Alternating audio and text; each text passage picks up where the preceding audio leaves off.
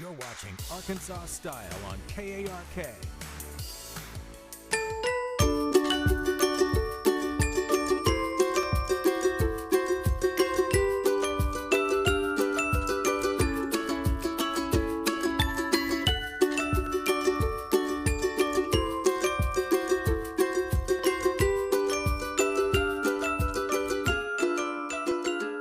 Welcome to another episode of our Joy Corner, where we are joined by our girl guide, Heather Boschke. Honey, great to see you.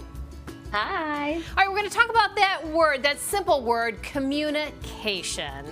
It's never too much to talk about. Sometimes we're talking about the way we say things versus what we're saying. Confident communication. What is this all about? Yes. Okay. Confident communication is such a game changer because it impacts how others respond to us, and more importantly, how we respond to ourselves. When we speak with clarity and conviction, we're not just sharing information, we're communicating self-trust. And that energy is contagious. It helps us build credibility, create influence, and have stronger connections, whether you're in a team meeting, having a hard conversation, or you're introducing yourself for the first time. But what makes it so powerful isn't volume or boldness, it's your presence. Confident communication says, I know who I am and I believe what I'm saying. And in the workplace, this can change the way your ideas are received. In relationships, it sets healthy boundaries and deepens trust. And in everyday life, it reinforces a sense of self-worth because every time you speak with intention, you remind yourself that your voice deserves to be heard. And the beauty is, you don't have to become someone else to speak confidently. You just have to shed the habits that keep you playing small. When you stop leading with disclaimers like, sorry, this might be silly, or I could be wrong, you are making room for a more authentic and powerful version of yourself to speak up. So confident communication is a game changer, because it's not just about how you talk, it's about how you see yourself and how you are showing up. Wow, so many of us are guilty of doing that, that uncertain communication where we're already kind of giving that disclaimer. You have something called power swaps. What is this? Yes. Okay, so power swaps, they're so simple and they instantly shift the energy of a conversation. And here are 5 of my favorites. The first is, instead of saying, sorry to bother you, try, do you have a moment to talk about something? Or do you have a minute to talk about something? You're respecting their time without apologizing for your presence. The second one is, instead of saying, I just think, instead say, I believe, or here's my perspective. This shows ownership of your idea. Swap saying, I could be wrong, but maybe say, what I'm seeing is. You are leaving room for discussion without undercutting yourself. And rather than saying, does that make sense? Try saying, let me know if you have any questions.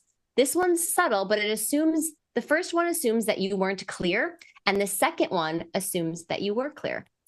And instead of saying, hopefully this is okay, instead say, let me know if you'd like any changes or updates. That conveys confidence and openness rather than seeking approval. Now, these shifts may seem really small, but they send a big message. They are saying, I deserve to be heard. What I have to say matters, and I respect your time and mine. It's not about being forceful. It's about being clear and confident in your voice. I love those suggestions. I mean, word choice is everything. For people who are worried about speaking confidently and then sounding like too much, do you have some advice?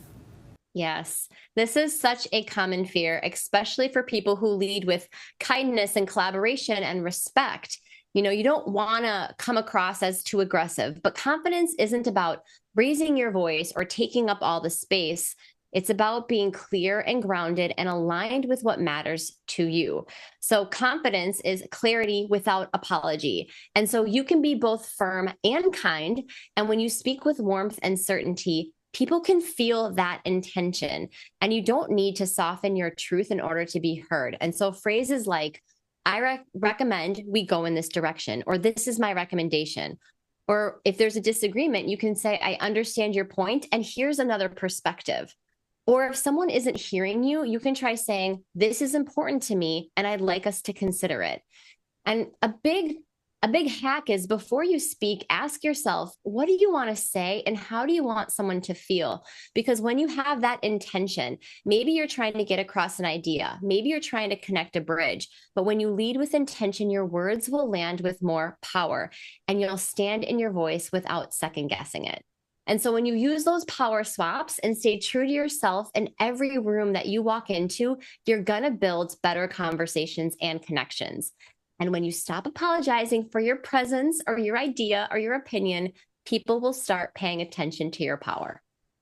I love this topic so much, again, because I do find so many of us are guilty of this. I would say that it's going to take quite a bit of practice to shift that narrative. So practice in the mirror, using some of those power swap phrases, because it does really change the game totally. Well, thank you so much. Appreciate this lesson. Yes, and what a great piece of advice with practicing. You get better the more you say the words. Yeah. All right. Well, we'll see you again next time in the Joy Corner. All right, folks at home, communication. Sometimes it's not what you're saying, but how you're saying it.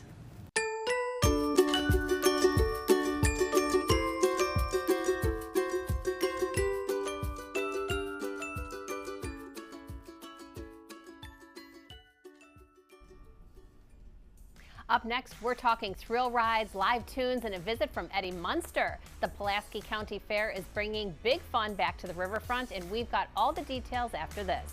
You're watching Arkansas Style.